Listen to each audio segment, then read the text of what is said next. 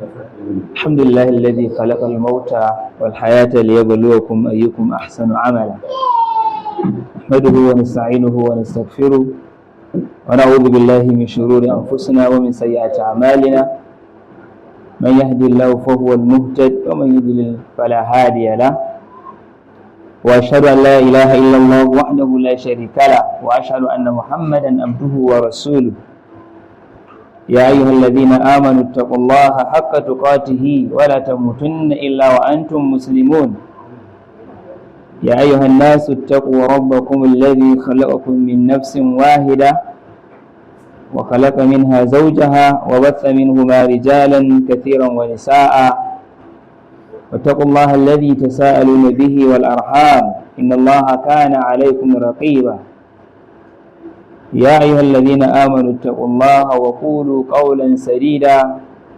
يصلح لكم أعمالكم ويغفر لكم ذنوبكم ومن يطع الله ورسوله فقد فاز فوزا عظيما أما بعد فإن أصدق الحديث كتاب الله وأحسن الهدي هدي نبينا محمد صلى الله عليه وسلم وشر الأمور محدثاتها فإن كل محدثة بدعة وكل بدعة ضلالة وكل ضلالة في النار أعاذنا الله وأجارنا من النار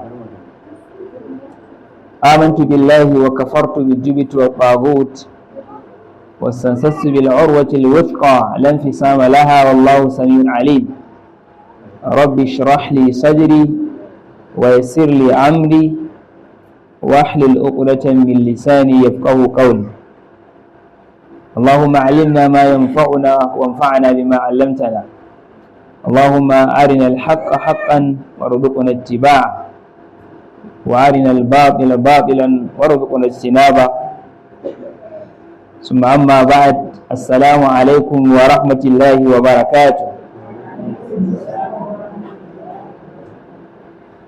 dukkan yabo da godiya da jinjina sun tabbata ga Allah maɗaukakin sarki wanda ya kawo wannan rana wanda rana ce wadanda kamar yadda aka sani adatan a wannan makaranta mai albarka akan gayyato manya-manyan malama domin su tunatar da mu abinda zai amfane mu duniya da kuma lahira. Allah ta'ala ya saka musu da alkhairi su kuma wanda suke jagoranta wannan bijimin aiki jajircewarsu da taimakon Allah ake ta gudanar da wannan abin musamman Malam Suleiman Kano ma Allah ta'ala ya saka musu da alkhairi Allah kuma ya dora shi a mizanin ayyuka na lada kamar yadda aka sani malamai ake gayyatowa su zo na wannan kujera kuma mu ɗalibai ne gaskiya limanin kalima a kowace rana mukan kwashi littafai mu je gaban maluma domin wa su karantar da mu mai Allah yake cewa mai manzo Allah sallallahu alaihi wasallam yake faɗa idan mu mukan hau irin wannan kujera ne ba dan mun kai ba ba kuma dan mun isa ba sai dai fatan mu mawa mai koyi da magabatanmu an gane domin dukkan ɗa na ƙwarai an gane wanda yake da uba na ƙwarai yana fatan wa ya gaji wa mahaifinsa hakanan shi ma kuma mahaifin yana son wa shi ma ɗan shi ya gaje shi an gane idan aka maka da aka ce Allah ya sa ɗan da ka haifa ya gaji abin da kake yi sai mun jira za ka ce amin ko za ka ce amin ba an gane haka shi ma da aka ce Allah ya sa ka biyu babanka shi ma in ya san baban nawa da kwarai ne zai ce amin amma in aka san haka ne fa to wannan yana cikin dalilin da ya sa irin waɗannan wurare mu a wannan harka manyan malama iyaye ne a gurin saboda haka mukan zauna irin gurin nan ne domin muna fata ne mu san wa mu zama irin abin da suke mu mai zama muna yi. Insha Allah ta'ala kun san malam Bahaushe yake cewa gyara baya kamar wa, na'am, gyara zai kamar kashi ko an gane. Irin yadda za ku ji su malaman suke fitar da ma'aluma da za ku ji mun takaita akan hakan saboda ba mu kai kamar su din ba, an gane. Ala'aiti halin abubuwan da aka ji daidai wannan daga Allah maɗaukakin sarki ne, wanda kuma aka ji tuntuɓe da kusa kulai wannan daga gare mu ne, kuma dalilin da yasa mu ɗalibai ne ba mu kai matsayin matakan wa malaman ba, an gane.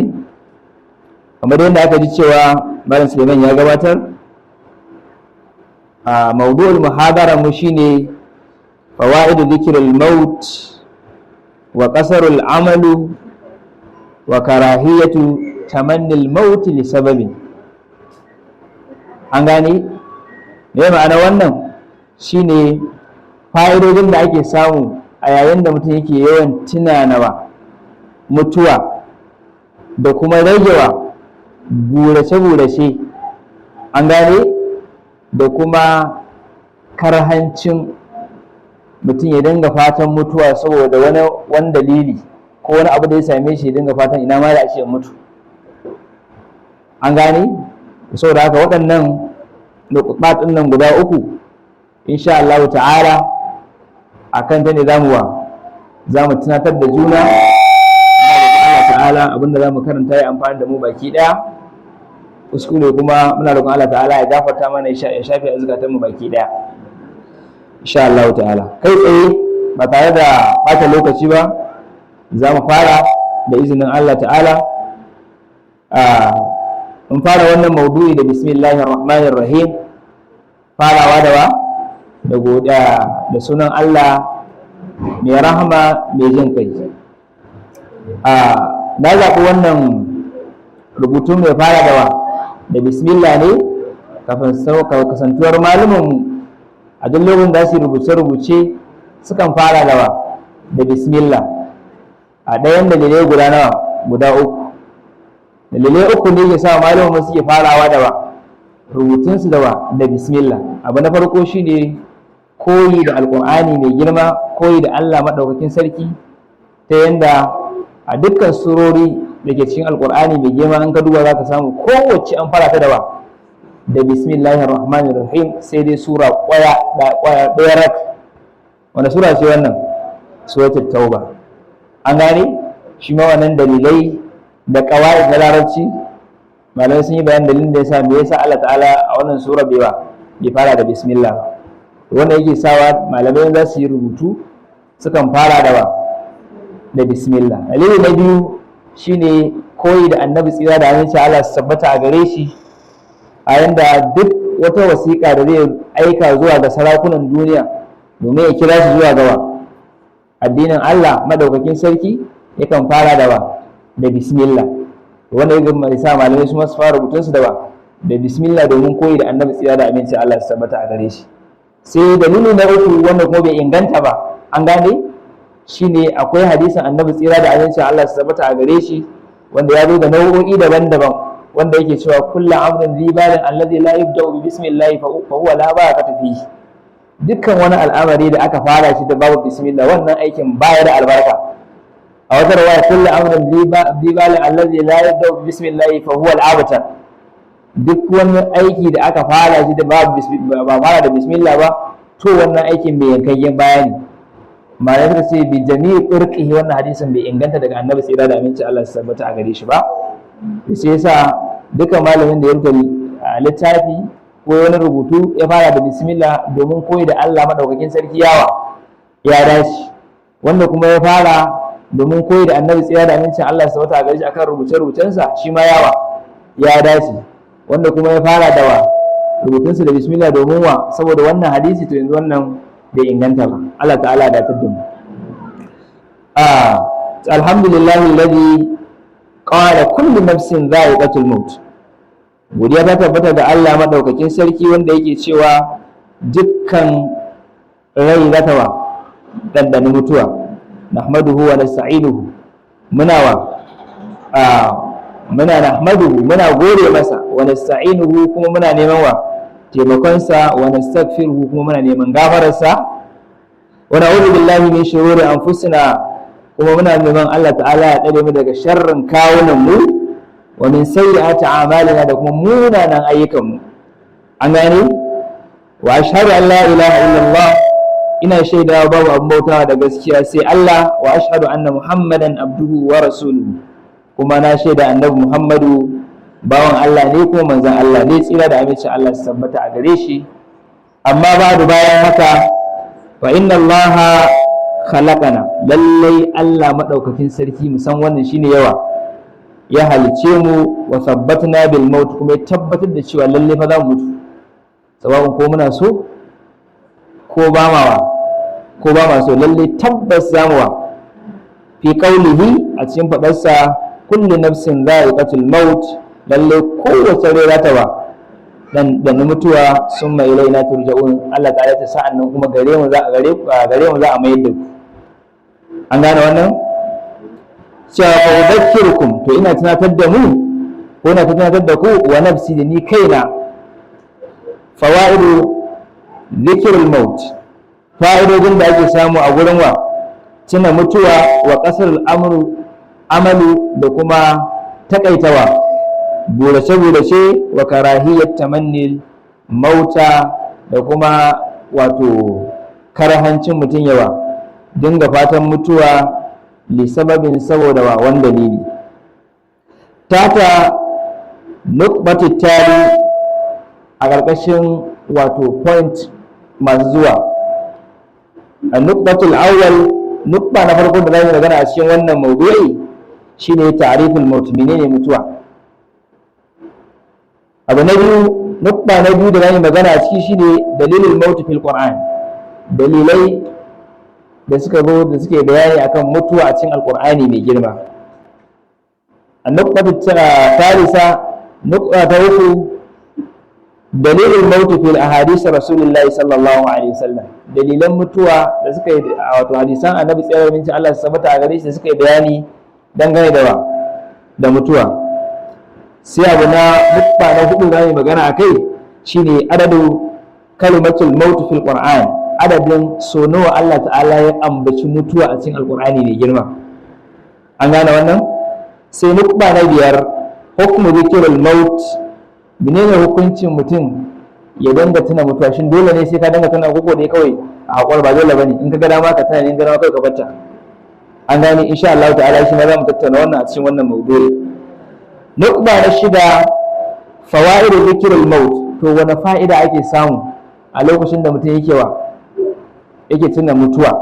Insha Allah ta'ala shi ma za mu tattauna wannan. Abu na bakwai, karahiyatu tamannil maut li sababin, za mu kawo bayani da maganganun malamai akan wa karhancin mutum ya dinga wa fatan mutuwa, wani abu ya faru da shi ce kai ni wallahi da ma na mutu, wallahi na bar duniyar na huta. An gane? To saboda haka insha Allah ta'ala shi za mu tattauna wannan. Abu na takwas da zamu magana akai shine ma'anar amalu, menene buri, me ake kira da suna buri. Abu na tara, dalilin amalu min alkitabu wa sunna, dalilin buri a cikin wa alqur'ani mai girma da kuma hadisan annabi tsira da aminci Allah su tabbata a gare shi. Sai abu na goma shine aqwalus salaf, maganganun malamai da suka yi anil amalu akan wato buri. Sai abu na 12 shine na ƙarshe, shine khatima, shine cika sawa ko conclusion ko insha Allah ta'ala. Abu na farko kamar da muka yi bayani cewa shine zai magana akan ta'riful maut. Ma ma'ana maut, me ake nufi da mutuwa? Ta'riful maut lugatan, idan aka ce al-maut a lugha na larabci, didul hayat, shine kishawa rayuwa ko in kana rayuwar sunanka mewa al-hayy ko hayyun ko idan kuma ka bar duniya sai a cewa mata ko. saboda haka mai rai sai a ce mishi hayyun, kishe mai rai shine wa matacce. saboda haka al-maut, ita mutuwa kishe ta shine wa rayuwa. so da haka in ba ka raye to kana ba ka mutu, an gane, in ko ba ka mace to kana ba kana raye, an gane. Sannan walha ma'anin kafir, ita kalmar mutuwa ta da ma'anoni daban, ba ma'anar kawai rayuwa kawai take ɗauka ba, tana da ma'anoni da yawa, sai dai saboda yanayin lokaci za mu kawo kaɗan daga ciki. Daga cikin ma'anar mutuwa shine zawalul quwwatul hasa, shine a samuwa gushewar samuwar ɗan adam ko jin ka a ganka, a ce wannan da ana jin ka ana ganin ka, yau a waye gari ba a jin ka ba a ganin ka, to yanzu wannan shi ma bai ma'ana kenan ka mutu kenan. Qala ta'ala, Allah madaukaki yake cewa a wurin hikaya ta Maryam alaihi salam ko yake cewa ya laitani, ce kai cuna mitu qabla hada, ina ma a ce na mutu kafin wannan, ko wa kuntu nasiyan mansiya, da na zama kawai shikenan an manta da ni, ba a gani na ba a jina, shikenan an ma manta da ni, ko a yanda abin da ya faru da ita cewa ta samu ciki ga haihuwa ko ba aure, kuma ga ana kallanta mutum ya kirki, ana ganin iyayenta mutanen kirki, an gane, kuma a ɗabi'a ba taɓa ganin mutum da ta haihu ba tare da miji ba, saboda haka kowa zai dinga zargin wa ta yi zina ta yi, saboda haka wannan yasa ta ce ina ma a ce na mutu ma tun kafin wannan rana, da shi kenan ma da an ma manta da ni, an gane. To a nan muka la'anan gurin haka ta yi bayani akan da ce ta mutu, yau mutuwa yana nuna cewa ne a manta da kai, ba a jin ka ba a ganin ka, wannan shine ma'anar mautu ko zawalul mai quwwatul hasa. Sai abu na biyu da mutuwa take ma'anar mutuwa shine almanam. Akwai lokacin da mutuwa take ɗaukar ma'anar bacci na ɗaukar ma'anar wato mutuwa. Faɗila ana cewa annaimu mautul kafi, shi bacci wata ƴar ƙaramar mutuwa ce, an gane, duk wanda yake bacci, an gane, to mutuwa yake. Bambancin shi da wanda ya mutu kawai shi ɗan numfashin nan da yake kawai abin da ya rage kenan, an gane, da za a zara wannan numfashin shi kenan sai dai ka farka a yana a barzak. Allah ta'ala da gudun mu. Wal mautu nawmun thaqil, ita ko mutuwa da ake yi gaba da shi ne mutuwa wanda yake wato ita ce wato mutuwa mai nauyi ko. Qala ta'ala, Allah madaukakin sarki yake cewa huwa allazi yatawaffakum bil layl, Allah madaukakin sarki shine wanda yake sanya muku mutuwa da washe da daddare, wa ya'lamu ma jaratum bin nahar, amma kuma yana sana abin da kuke aikata, abin da kuke gudanarwa da rana ko. So da haka ashe kullum muna mutuwa ko Allah ta'ala ya shirye da mu.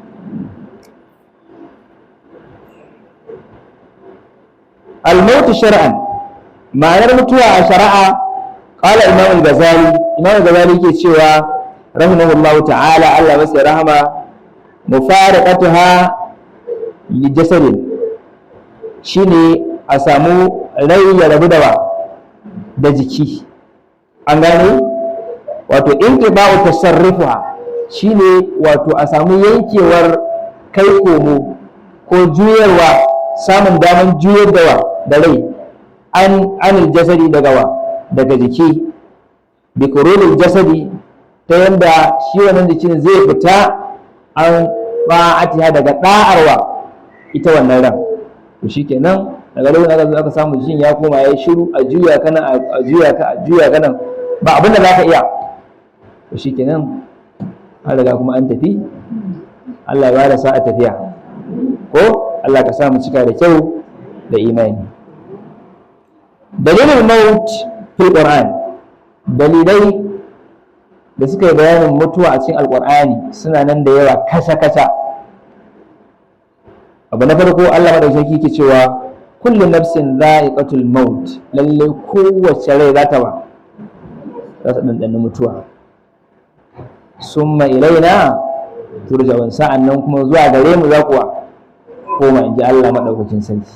kaga yanzu wannan aya ta tabbatar mana cewa ba lalle kowane rai zai wa dan mutuwa. A wani fadan Allah da wani sarki ke cewa kullu nafsin dha'iqatul maut, kowace rai za ta dandana mutuwa. Wa inna ma tuwaffawna ujurakum yawmal qiyamah, lallai za mu cika muku ko lallai yadda al'amarin yake za mu cika muku ladadakinku a ranar alƙiyama. Amma fa man zuhziha 'anil nar, ko duk wanda aka nesantar da shi daga wuta wa udkhila aljanna, ya shiga cikin aljanna faqad faz, wannan ya daga ya rabauta. Ya Allah ta'ala ka sa mu cikin yan aljanna. Allah ta'ala ya cewa kullu nafsin dha'iqatul maut, kowace rai za ta ba dan mutuwa. Wa nabluukum bisharri wal khairi fitna, Allah ta'ala ce za mu dinga jarraba ku da sharri wal khairi, za mu jarrabe ku ma da alkhairi. yasa an ga Allah ta'ala ya maka wani abu na sharri jarrabawa ne, haka nan ga Allah ta'ala ya maka wani abu na alkhairi ka gane cewa Allah ya jarrabe ka ne. An gane wanda Allah ta'ala ya ba shi alkhairi mai yawa, to saboda haka ya gane cewa Allah ya jarrabe shi ne, ya ba shi ga yalai shin zai yi abin arziki ko zai wa. An gane wanda kuma Allah ta'ala ya jarrabe shi da wani sharri, an gane shi ma an bayi da gani ya zai yi haƙuri, shin zai yi zai rungumi kaddara. Shi yasa yana daga cikin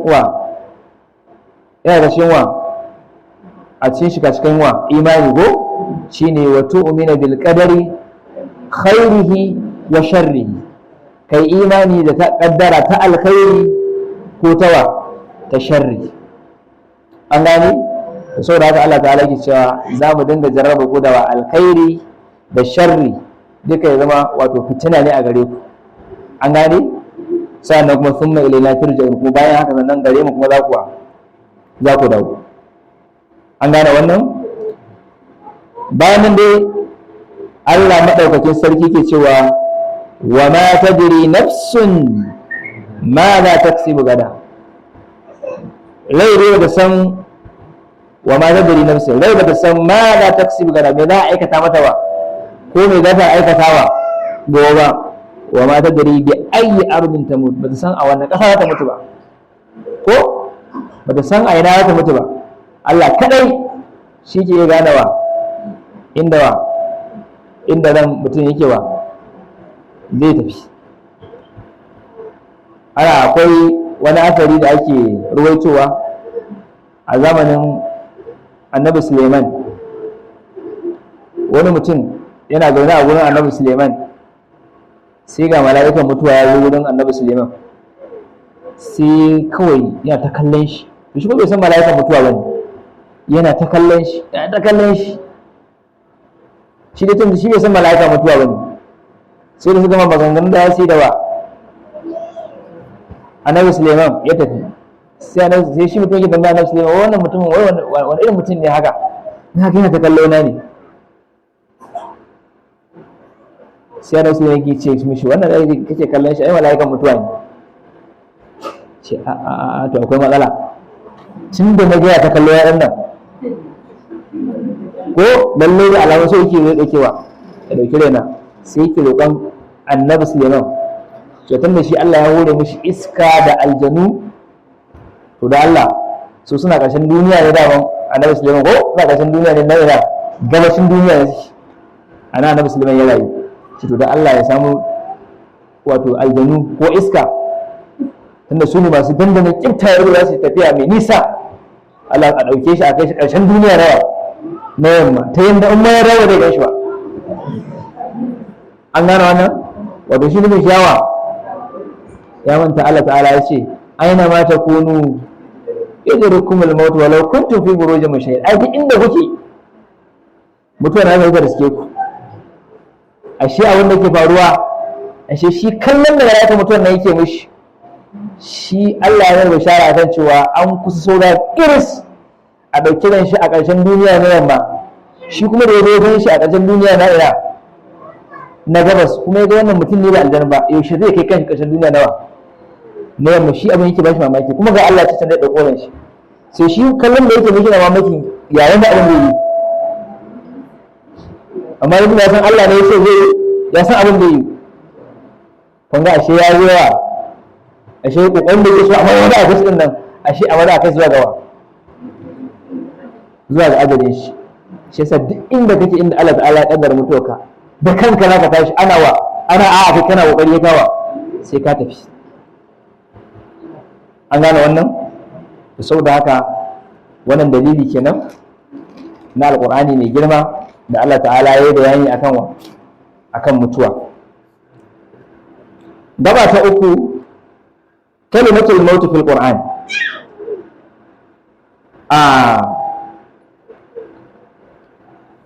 Kalma na mutuwa, maimaituwar kalmar mutuwa a cikin alqur'ani, an gane wannan? Ja'at kalimatul maut, haƙiƙa kalmar mutuwa ta zo fil qur'anil karim a cikin alqur'ani mai girma, fi 52 ta zo ta maimaitu kalmar almautu almautu almautu ta maimaitu har sau 52 a cikin alqur'ani mai girma. A cikin surori 32 an maimaita kalmar mautu almautu almautu har sau 52. wa ilaika isharatun ila suwar wal ayat. To gashi nan zamu ishara ne zuwa ga suran da kuma ayoyin, sai dai ba za mu karanta ba saboda yanayin lokaci. Muka ce za mu karanta kowace aya sai mun karanta a kowace sura mun karanta, to lokaci ba zai kai mana ba. Insha Allah ta'ala zan faɗi dai suran da guraren da ta zo. An gane? Sura na farko suratul baqara. A cikin suratul baqara Allah ta'ala ya nuna da kalmar mutuwa fi 7 mawada a gurare guda 7 a cikin suratul baqara. Guri na farko shine aya nawa na 19 Allah ya faɗa kalmar mutuwa a cikin shi, da aya na 73 nan ma Allah ta'ala ya faɗi kalmar mutuwa cikin aya ta 73, da aya na 94 aya na 94 ma Allah ta'ala ya faɗi kalmar mautu a cikin ta, da aya na 133 sai aya na 180 sai aya na 243 sai aya na 260. Waɗannan su ne wurare guda 7 da Allah ta'ala ya ambaci al-maut a cikin suratul baqara. Sai sura na biyu shine suratul ali imran.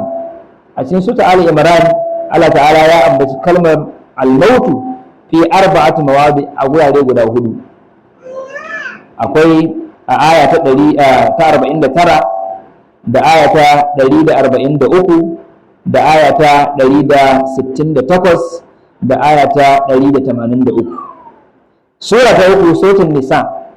A cikin suratul nisa Allah madaukakin sarki ya ambaci kalmar maut fi 4 mawadi ta ma a gurare guda nawa? Guda 4. Akwai aya na 15 da aya na 18 da aya na 78 da aya na 100. Sai sura ta 4 suratul maida Allah ya ambaci kalmar mautu fi 3 mawadi a gurare guda 3. Shine da aya na 106 da kuma guri 2 a aya na 110. Sura ta 5 suratul an'am. A cikin suratul an'am Allah madaukakin sarki ya faɗi kalmar al-mautu fi 4 mawadi a gurare guda 4. Aya na 36 da aya na 61 da aya na 93 da aya na 111. Sura na 6 suratul a'raf. A cikin suratul a'raf Allah madaukakin sarki ya faɗa kalmar al-mautu a guri ɗaya rak, shine aya na 56. Sai sura na 7 suratul anfal. A cikin suratul anfal ita ma Allah madaukakin sarki ya ambaci kalmar al-mautu a aya na 6.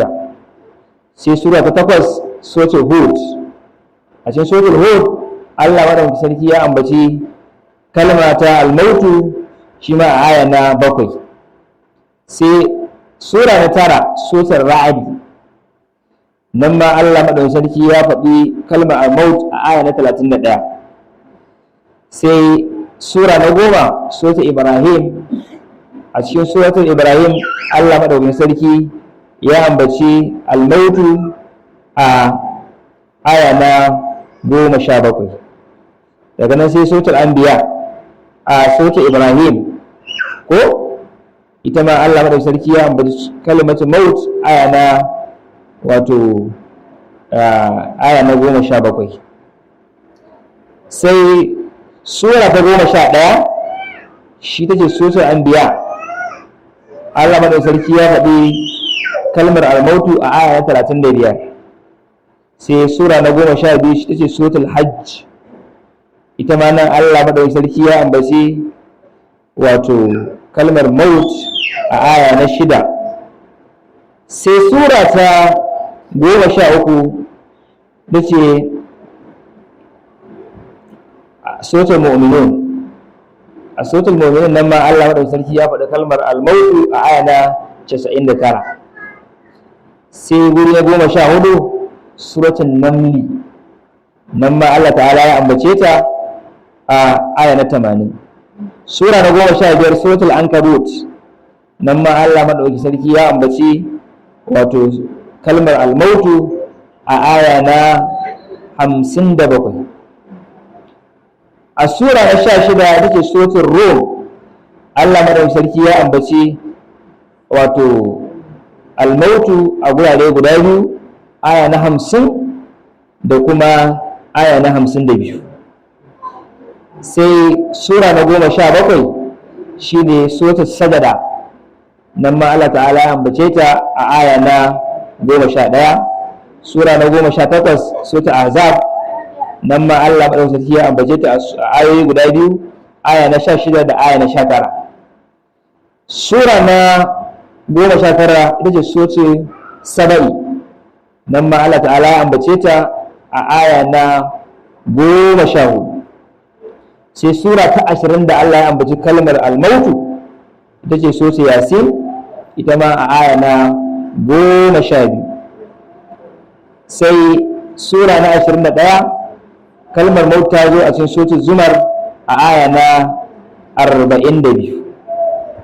sai guri na 22 shine suratul fussilat, nan ma ta zo a aya na 39. sai suratul shura dace sura ta 23 a aya na 9.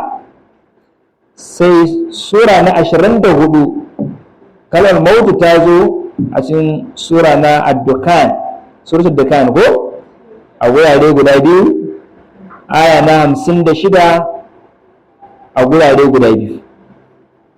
sai sura na 25 ta suratul ahqaf, Allah ta'ala ya ambaci wato al-mautu a aya na 33 a cikin suratul ahqaf. al-maut dai ta zo a sura na 26 shine suratul muhammad a aya ta 21. kalmar maut ta zo a sura ta 27 ita ce suratul qaf a aya na 19. sura ta 28 ita ce al-waqi'a, suratul waqi'a a aya na 60. sai sura na 29 suratul juma'a a aya na 8. sai sura na 30 suratul munafiqun, an samu wato al-maut a cikin suratul munafiqun a aya na 10. sai na 31 suratul mulku a aya na 2. sai na ƙarshe a suratul qiyama a aya na 40. waɗannan su ne gurare wato 52 da Allah ta'ala ya ambaci kalmar maut a cikin alqur'ani a cikin waɗannan surori guda 32. Allah ta'ala ya datar da mu ya kuma shiryar da mu ya kuma sa mu cika da kyau da imani. gaba ta 4 shine dalilul maut fil ahadith, dalilin mutuwa a cikin hadisan annabi tsira da aminci Allah su tabbata a gare shi. laqad zakara rasulullahi sallallahu alaihi wasallam al-maut fi ahadithin kathira. Allah madaukakin sarki ya ambaci kalmar maut a cikin hadisai masu yawa, amma min ha daga cikin su akwai fadan annabi tsira da aminci Allah su tabbata a gare shi yake cewa wa an abi hurairah, an karbo hadisi daga abi hurairah radiyallahu anhu, Allah ta'ala ya kara masa yadda, qala yake cewa qala rasulullahi sallallahu alaihi wasallam, za Allah tsira da aminci Allah su tabbata a gare shi yana cewa aksiru zikiru hazimin ladati, ku yawaita tunawa da wa mai yawan yankewa jin daɗi, ya'ani almautu, wato annabi tsira da Allah sabata a gare shi yana nufin wa yace mutuwa. Rawahu Tirmidhi wa qala hadithu hasan.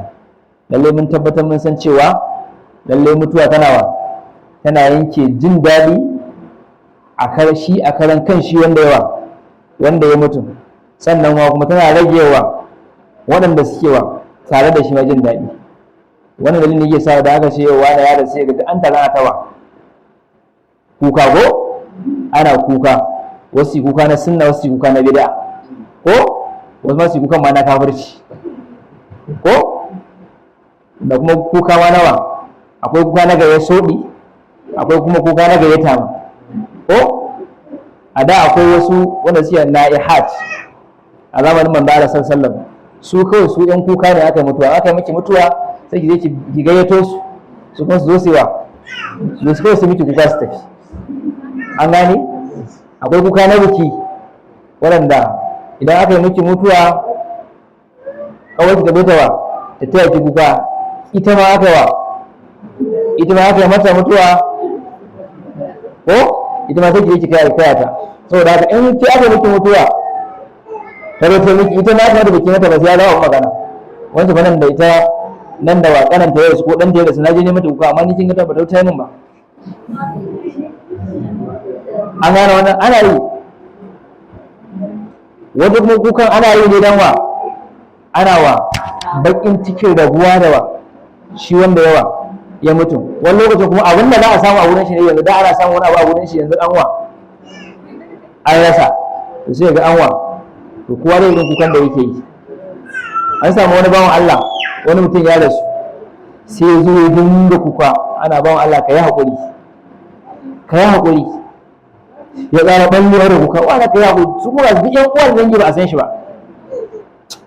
Suka ce malam ya haƙuri, mun ba wallahi ba mu san ka ba, wai kai wane ne kai tukuna a cikin ƴan uwa, ya ƙara ɓallewa da kuka. Shi me ya faru? Ya ce wallahi abin da ya sa yake wannan bawan Allah da ya mutu yana bin shi wasu kuɗaɗe ne masu yawa, ya san dangin ba za su iya biya ba, shi yasa yake zuwa ya kuka dai dan hutawa ya huta ta kai shi. Aka ce nawa ne ya ƙara ɓallewa da kuka, shi asan Allah ba za a biya shi ba. Wanda shi ne ya kuka ne dan kuɗin shi. Wani bawan Allah matar ta rasu ya zo ya ɓalle da kuka, aka bi ana ba shi haƙuri yana ƙara ɓallewa da kuka, cewa dan Allah kai haƙuri mana, Allah haka kaddara ce ta ubangi, ya ƙara ɓallewa da kuka. Sai aka zo ka fara mai da shi, wai baka san annabi tsaya da minci Allah sabata gaishe ba, ya ce duk wanda ya mutu ake mishi kuka za a yi azaba, sai ya ƙara ɓallewa da kuka. Ya ce ai da mun dan haka da mai yake wannan kuka, sau da shi ya san cewa duk wanda ya mutu ana mai kuka, to sau da haka shi dama yana wannan kukan ne da biyu dan a yi mata azaba. Idan ya ce ta mutu sai ya murna ya ji daɗi ya farin ciki, idan kuma kuna wanda ya mutu ana da kuka sai ya ƙara ɓallewa da kuka, saboda shi yana so a yi mata azaba. Kaga anan ko ba tona ba, kai ka san wannan mata Allah kaɗai san bai ta wannan bawan Allah. An gani mun karanta a satin nan da ya wuce ko da yan aji 4, annabi tsaya ya mace Allah sabata ya ce duk wata mata da ta mutu wanda wa zauji harabin ko alhali mijinta yana mai yarda da ita, dakaratul janna, kawai ta ma shiga aljanna kawai fili na ta ma daga kawai ta shiga da ta mutu kawai mijinta aka ce yanzu ya yarda da kai inna lillahi wa inna ilaihi raji'un, na yi babbar rashi. Sa'adatu mutum ya kirki, kai Allah ya gafarta mata, yau kuka Allah ya ji kanta, Allah ya gafarta, shikenan to ki aiki ki kwata ki ta yi kyau. An gani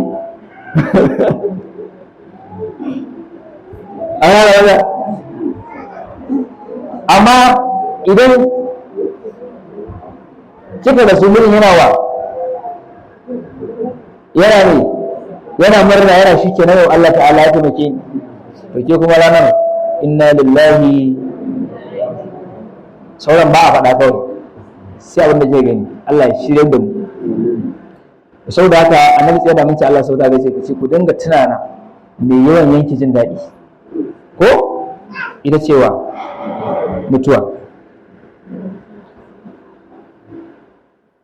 Gaba na biyar, hukumar zikirul maut. Menene hukuncin tuna na mutuwa? An gane? Kafin nan ga wani hadisi ne da ya kamata shi ma mu karanta shi. Shi ma yana bayani akan hadisi da yake magana akan mutuwa. Annabi tsaya da mutum Allah subhanahu wa ta'ala yake cewa, hadisi ne da aka karbo daga Abdullahi dan Abbas radiyallahu anhu ma qala, Allah ya kara masa yadda yake cewa, manzo Allah ya da mutum Allah subhanahu wa ta'ala shi ya ce a lokacin da yake yin wa'azi ga wani mutum yake cewa irtanim khamsan qabla khamsin, karibaci abubuwa guda biyar kafin abubuwa guda biyar. Annabi tsaya da mutum Allah subhanahu wa ta'ala shi ce shababaka qabla haramika, shine wato samartakarka kafin tsufanka. Ka ribaci abubuwan da za ka ribaci a lokacin da kake jin ka da ƙarfi da lafiya kafin lokacin da tsufa za ta zo. An gane, duk wanda ya rayu ya tsawon rayuwa dole zai shiga tsufa, wanda tsufa kuma zai samu tawaya a rayuwar shi. Allah madaukakin sarki ke cewa wa man nu'ammirhu nunakkishu fil khalq, duk wanda muka rayar da shi to za mu kuma tauye masa halitta ko. Saboda haka annabi tsaya ne ce Allah ya tabbata ga shi ka cire da abubuwa guda nawa? Biyar kafin guda biyar su faru da kai. Na farko shine wato lokacin masamartakarka kafin tsufanka. Wa sihhatika qabla saqamik, lokacin da kake da lafiya kafin rashin lafiya. An ga lokacin da Allah ta'ala ya baka lafiya kai maza kai wani aikin alkhairi kafin rashin lafiya ya zo ya hana ka. Wa ginaka qabla faqrika, da lokacin da kake da wadata kafin talauci. Da yawa an samu mutanen da suke arziki suka dawo suka talauci. Mutanen da suke taimakawa a da san waye gari su ake taimakawa. To lokacin da Allah ta'ala ya baka dama kai kokari kai aikin alkhairi, an gane, kafin rashin sa. An gane wannan. Saboda haka wa ginaka qabla faqrika wa faragika qabla shughlika, da lokacin da kake da dama kake da ikon da zaka aikata aikin alkhairi ka aikata kafin ka samu wani dama da ya zo kuma ka kasa yi. An gane. Sai abu na ƙarshe wanda shine ƙarshe shine wa hayatika qabla mautik, rayuwarka kafin mutuwa. Daga lokacin da ka mutu dukkan ayyukan ka dukkan za a kulle, abubuwa guda uku da a bari ko shine akwai sadaqatul jariya, wani sadaka da kai ne gudana. Ka gina masallaci, ka gina makaranta, ka dasa itaciya ana shan inuwa, ka gina rijiya, ka haƙa boholes ana shan ruwa. Duk waɗannan ladan yana nan, ka baka duniya amma yana zuwa. Wannan shine sadaqatul jariya. An gane, kai ka sai wasu abubuwa da ake amfani da su a makaranta gwargwadon yadda Allah ta'ala ya hore maka. An gane, da ka mutu shikenan. Amma in kai kana lahira za ka dinga ganin alat yana zuwa. An gane, aw waladin salihun yad'ula, ko wani da ka haifa ka tsaya akan tarbiyyar shi, zama mutumin kirki yana maka addu'a. An gane, aw ilmin yuntafa'u bi, ko wani ilimi da ka bari ka gadar ana ta amfana da shi. Allah ka ba mu ikon cin riba waɗannan abubuwa guda biyar.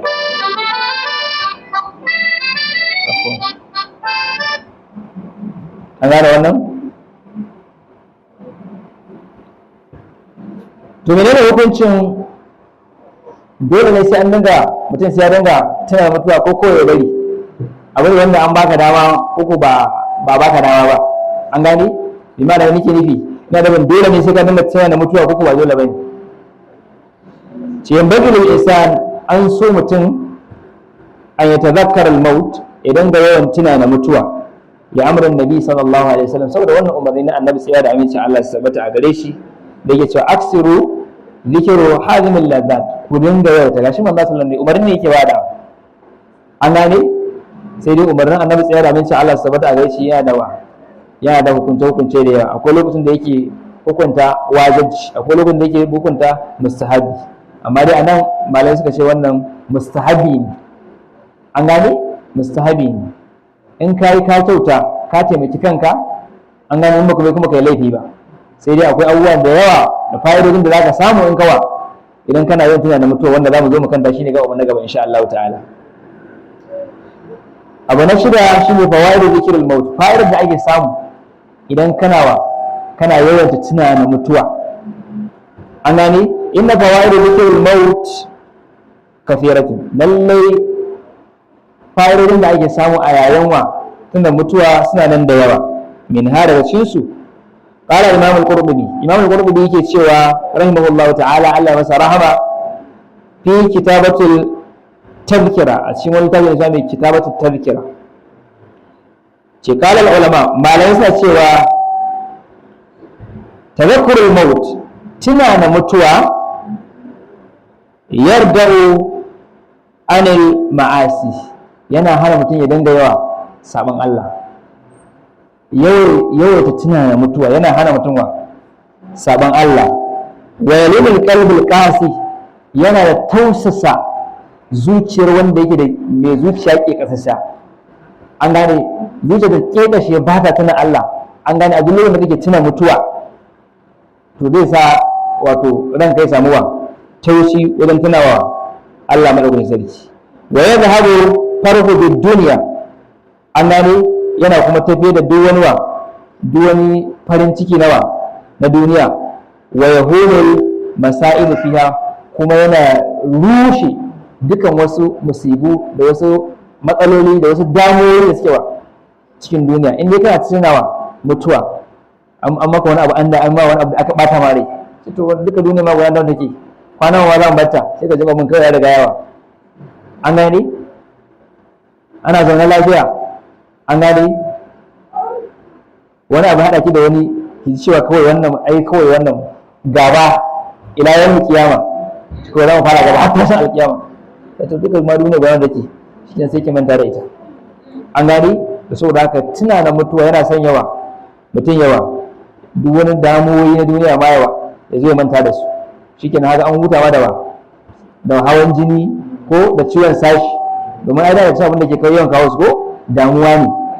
To kana tana mutuwa, to yanzu kai zaka da damuwa, saboda an yi maka abu da kana to ma duniya guda take kawai, shikenan ka ba da ka ma yaji kawai, shikenan ba ka da wani damuwa kawai, sai ai kawai kana da ba ka da wata matsala. Wa qala Dakar, Imam Dakar yake cewa man aksir min dhikril maut, duk wanda yake yawaitawa tana da mutuwa, akrim bi thalathati ashya, to ka karrama shi da abubuwa guda uku. An gane na daya ta'jilut tauba, duk wanda yake yawan tunanin mutuwa za ga yana gaggawa in saba Allah ya jewa ya tuba. An gane domin a matsayin da yan dan dole za mu saba wa Allah, kamar yadda ya faɗa mana ko annabi tsaya da mun ci Allah sau da ya ce ke cewa ko kullu bani adama khata'una wa khairul khata'ina at-tawwabin, lalle dukkan yan adam masu yawan kuskure ne ko annabi Allah da sarki ke faɗa cikin hadisul qudsi, kullukum tuqri'una bil-layli wan-nahari wa ana aghfiru dhunuba jami'a fastaghfiruni aghfir lakum. Ce ya ku bayina lalle kuna saba min dare da rana ko kuma wa ana aghfiru dhunuba jami'a, kuma ni ina gafarta zunubai baki daya. Sai cewa fastaghfiruni, to ku nemi gafara ta, aghfir lakum, to zan gafarta maku. To tuna da mutuwa yana son yawa yi gaggawa wajen tuba. An gane wa qana'atul qalb, yana sawa wadatar zuci. Yawan ta tuna da mutuwa yana sanya wadatar zuci. Wa nishadul ibada, tuna da mutuwa yana sawa kana yin ibada kana jin daɗi. An gane da sanyi lokacin da ake hunturin sanyin nan, ka ji liman yawa ya kira sallah a lokacin da ka gaba da kana jin ɗumi kana jin daɗi. An gane a lokacin in ba tunanawa mutuwa, wannan zai sa ya sa mutum ya ji cewa kai wannan shi ladan ya cika damu, ka ji mado kana jin haushin ladanin ana wani sanyi zai kira sallah tashi. In ka tana cewa akwai mutuwa, wannan zai sa ka ji kawai da sauri ma za ka tashi kana murna kai na gode ku da wannan wa har da za ka yi wa shi ladan din sai kai Allah saka mai da alkhairi wannan ladan an gani wa tarku wa nasul maut to manta da mutuwa kuma uquba bi salatatin ana mutum uquba uquba bi salatatin ana mutum uquba da abubuwa guda uku in dai zaka tana da mutuwa an gane shine tasawwufut tauba shine za a samu wato jinkirta tuba a ce wannan abu ba daidai bane ba sai to insha Allah ta'ala Allah zai shirye da mu ne ta mana addu'a da insha Allah ta mana addu'a da zamu insha Allah za mu tuba dai amma dai yanzu ba amma in da ka tana mutuwa kan cewa ba akwai mutuwa ko kuma ita ba ta ba ta sallama kawai kai tsaye ta ko aina ma ta kunu idrikumul maut to saboda haka wannan zai sa rashin tana da mutuwa mutum ya dinga tasawufi a gurin a gurin tuba wa tarku rida bil kafaf mutum zai barwa yadda da kamewa ya dinga abin da ya ga dama saboda yana manta da mutuwa wa takasulu fil ibada rashin tuna da mutuwa yakan sa wajen kasala a gurin ibada gaba na bakwai karahiyatu tamannil maut an gane wato karhancin mutum ya dinga fatan ko mutuwa wa yakrahu al-insan an yatamanna al-maut an karhanta da mutum ya dinga tunawa ya dinga fatan wai shi kawai Allah sa ya mutu shi kai Allah sa ni kawai mutu ma zai mu duniyar nan dai in huta da kaulan nabi sallallahu alaihi wasallam sai da faɗin annabi sai da minci Allah ya sabata a gare shi yake cewa la yatamanna yanna ahadukum al-maut kada ɗayan ku ya dinga fatan mutuwa ko libirin asabahu saboda wani cuta da ta same shi fa in kana labudda in abin da ya samu ya faru da kai kaji kawai labudda kawai kana ganin wannan kawai ba makawa bala'in ya yawa ya zama to kai ba makawa sai ka fata mutuwan nan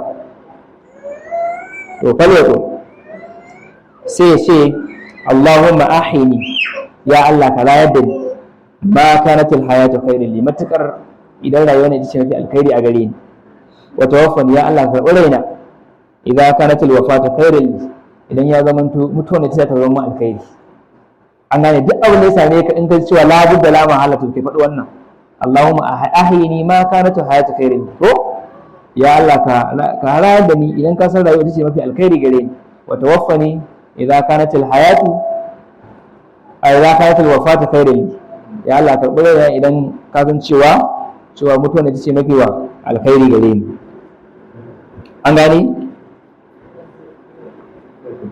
قال العلامة ابن عثيمين علامة ابن عثيمين رحمه الله تعالى كتشوا في هذا الحديث أتشون حديثي شينا صلى الله عليه وسلم الإنسان النبي صلى الله عليه وسلم أقولش يا هنا متن أن يتمنى الموت يدنك فاتوا متوا لضرر نزل به سوى ونشتر ساميش وذلك أن الإنسان سوى للشي وتشي متن rubama yanzu bihi durrin so da yawa wani lokacin wata cuta ta faru da shi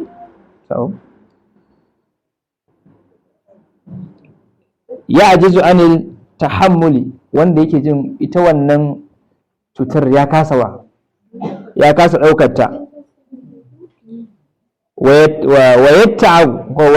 yatta'abu kai sai yake har ya gaji da wannan bala'in da fitinin da ke damun shi na wannan cuta wa ya tamanna al-maut sai ya zo yana dingawa yana ta fatan kawai da ma ya huta kawai ya muta ko fa ya kolo ya rabbi amattani ya ubangi kawai ka dauki raina kawai akan da wannan bala'in da nake fama da shi sawan qala zalika bi lisani duk ɗaya in ji malam ya faɗi wannan da bakinsa au bi qalbihi ko ya faɗi wannan da a ransa duka wannan an hana ka kawai me ake so ka faɗa Allahumma ahyini ma kanat alhayatu khairan li wa tawaffani idha kanat alwafatu khairan li an gane ma yake cewa fa nahyin nabi sallallahu alaihi wasallam an zalika, domin hannun annabi tsaya da nace Allah sauta a gare shi akan haka, fa qala la yatamanna yanna ahadukum al-maut, annabi tsaya da nace Allah sauta gare shi kada ɗayan ku yawa yayi fatan mutuwa saboda wani abu da ya same shi.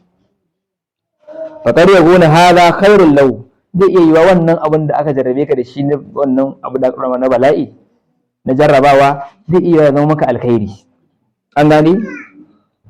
Amma an tatamanna al-maut, amma ka dinga fatan ka mutu, fa anta la tadri, tun baka sani ba, roba ma ya kunu mautun sharran, shi zai iya yiwa ita wannan mutuwa ta zama kuma sharri ko alai gare ka, la yahsul bihi rahatan, ba zai zama kuma ita mutuwa ba ta zama ka hutu ba a wani lokacin. Kama ƙara sha'ir, kamar yadda wani mawaƙi ke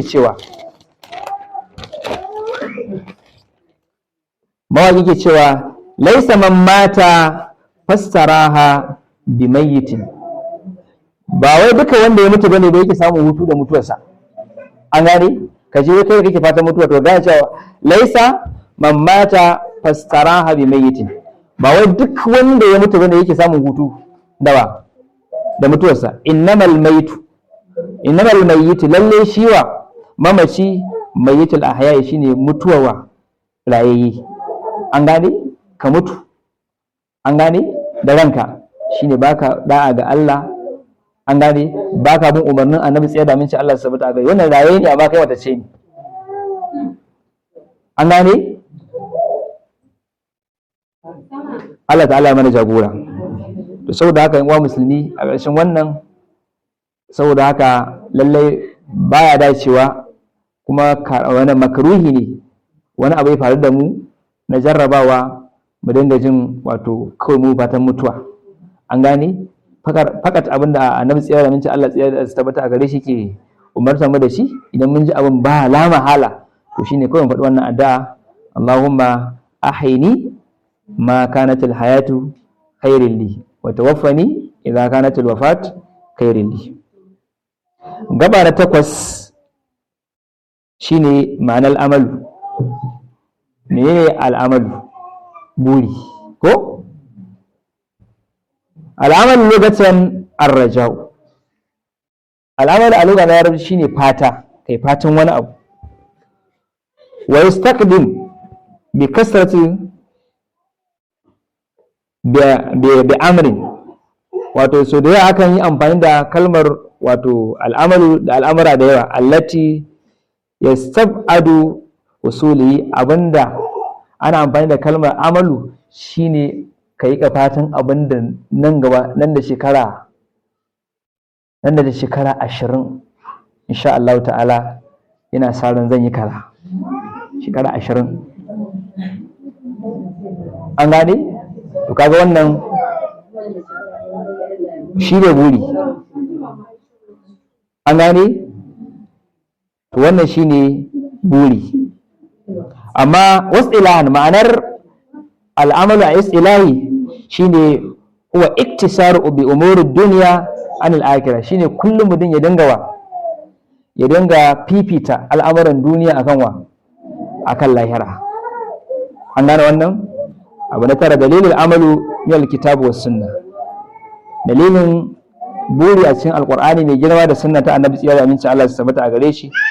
Allah madaukakin sarki ke cewa ruba ma yawaddu alladhina kafaru law kanu muslimin, so da yawa waɗanda suka farda ya so da a ce sun kasance su ma musulmi.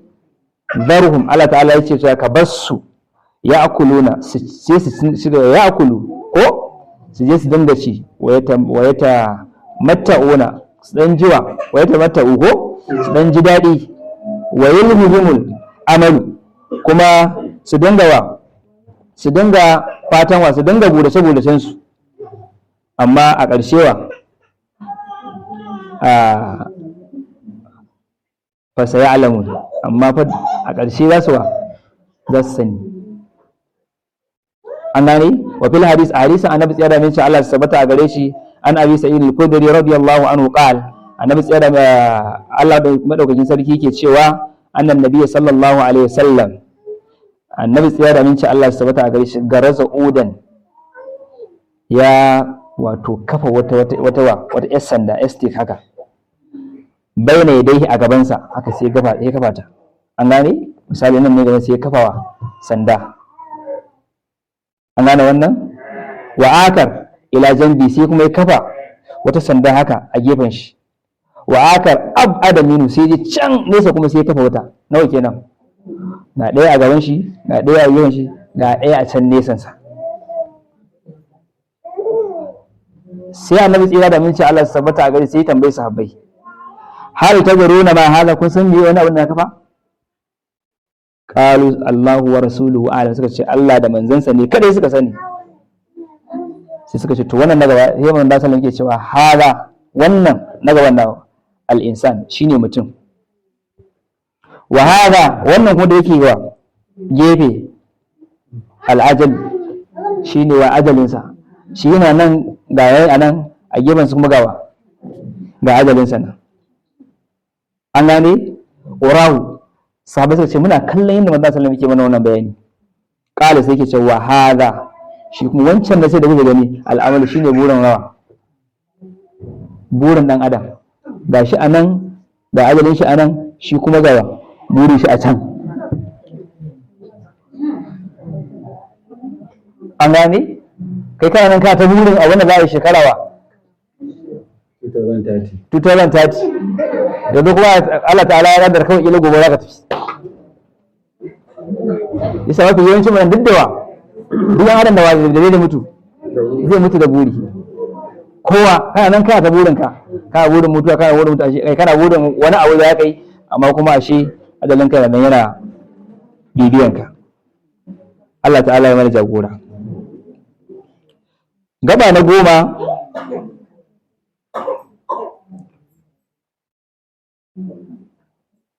aqwalus salaf anil amal. Maganganun magabata akan buri. Qala Ali ibn Abi Talib, Ali dan Abi Talib yake cewa radiyallahu anhu, Allah ya kara masa yarda, ce ilan yaqinan, yace ka sani da yaqini da tabbaci, an gane, da tabbaci, annaka lalle kai lan tabluga amaluka, lalle kai ba za ka taba gama cimma burinka ba. Haka za ka bar duniyar nan kana ta burinka ka tafi, ba zai kuma gama cika ba. Kai ta burin dai, amma dai ka san cewa fa duk bututun da za ka je kai ta ide, amma ka san cewa fa dai za ka mutu ne, wani burin ba zai gama cika ba. Walan ta'adu ajalaka, kuma baka isa kai wa ajalanka ta'addanci ba.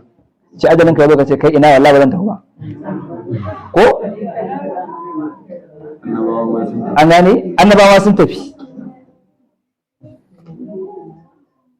Walan ta'adu li ajalika, ba za ka taɓa yin ta'addanci gaba, ko wa annaka fi sabilin man kana qablaka, lalle kai kana wa tafarkin waɗanda suke wa gabaninka. Abu na ƙarshe, ko qala Fudail bin Iyad yake cewa ja'ala al-khairi kulluhu fi mada fi baitin wahidin. Allah ta'ala ya sanya alkhairi dukkansa a gida kwara ɗaya. Wa ja'ala miftahu, sai ya sanya mabudin wannan alkhairi az-zuhud fi dunya, shine zuhudu, ko taka tsantsan ko da duniya, shine zuhudu, gudun duniya. Aka ce gudun duniya ba wai kaka ji daɗi ba, kaka ci abin more rayuwa, an gane, kamar yadda wasu suka ɗauki meye zuhudu shine kaka ci mai daɗi, kaka sa mai daɗi, karka shiga gida mai kyau, kaka hau wata mai kyau, wa shine zuhudu. A'a, meye zuhudu? Ka ci halas, an gane. To saboda haka shine az-zuhud bid dunya, wannan shine gida mafi alkhairi, kuma mabudin shine wa az-zuhud ko fi dunya. Wa ja'ala ash-sharr kullihi, sannan an sanya sharri dukkansa fi baitin wahid, a gida kwara daya. A gida kwara daya Allah nan ya tattara sharri. Ga mabudin bude gidan nan me shi? Wa miftahu hubbud dunya wal inkibab alaiha, shine san duniya, kai kawai duniya, duk ta yanda za a yi kawai kai ka samu duniya, ce wallahi da mu ji duniya da mu ji kunyar duniya ga balagara an gane to wannan shine mabudin kofar gidan sharri kai cewa kawai mu wallahi da mu ji duniya da mu ji kunyar duniya gar aji alahira to wannan ka dauki mabudin bude sharri Allah ya kiyaye an gane ta ne cewa tsorul amali fiha haka nan da dogon buri kullum kai burin ka kawai kana nan kana burin abinda za a yi shekara 40 masu zuwa Allah ya shirye da mu saboda haka abu na ƙarshe shine khatima wannan muhadara ta ƙare tammat fawaid dhikrul maut wannan fawaid na tunanawa fa'idan da ake samu na tunana mutuwa wa qasrul amalu da kuma takaitawa buri wa karahiyat tamannul maut da kuma karhancin wato fatan wato mutuwa da saubin saboda wani abu da ya faru da kai bihamdillahi da godiya ga Allah madaukakin sarki wa nas'alullah muna roƙon Allah ta'ala an yataqabbala minna da ya karbi wannan aiki wa an yaj'alahu khalisan liwajhil karim ya sanya shi kuma an yi shi ne dan Allah madaukakin sarki akukum fillah dan uwanku a musulunci Ibrahim Ilyasu mai nama Assalamu alaikum wa rahmatullahi wa barakatuh